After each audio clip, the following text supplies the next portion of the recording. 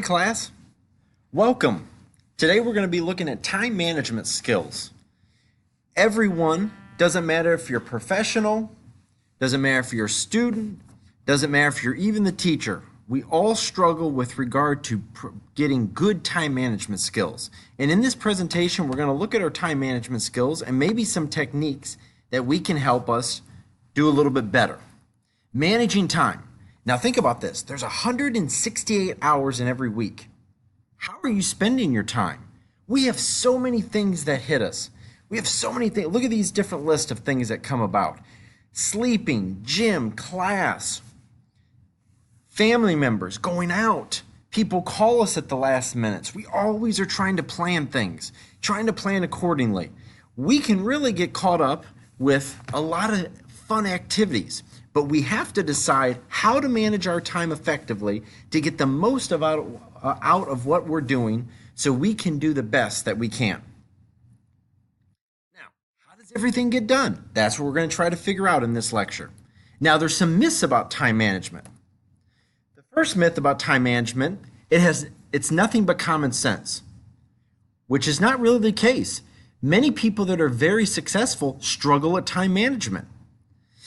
No matter what I do, gosh, I won't never have enough time. That's true because the main thing we need to remember is time is limited. Time management, gosh, I work better under pressure. That could be true as well, but we're not going to get the best performance unless we make daily plans with short-term goals that will really help us be effective. Now, what's the reality of this all?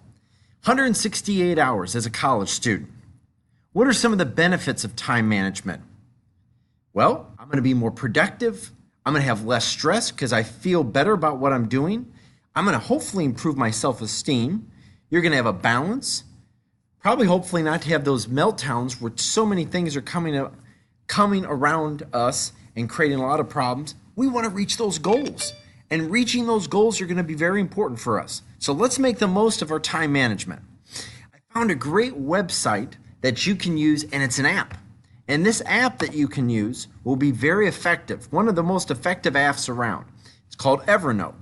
And Evernote is an app that you can keep track of what you're doing. And I think it's a great takeaway because we always have our phones available. And this phone will be helpful to us to get back to things that we're doing. Now, a word about energy. The most overlooked aspect of time management is your energy level. Everyone thinks that they're very energetic about things that they do. But if you feel overwhelmed, don't let this be you. If you're feeling that you're not good with regard to time management, then focus on that energy level. We want to have good daily plans every day. And the daily plans will help us. And that will make us much better. We got to set that schedule. So, steps to managing our time. The first thing we want to do, let's set some goals for ourselves. Those goals are going to make us be successful. Set short-term goals that are realistic and also set long-term goals. Now, let's make a schedule.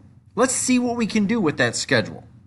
And then after that, let's revisit it and look at how we did with regard to our short-term goals and our long-term goals. I hope you can take a couple things from this lecture today and really start to make a focus on your goals and how those goals can make us an effective at managing our time and being more successful in our daily life. I look forward to working with you more on various topics. Thank you.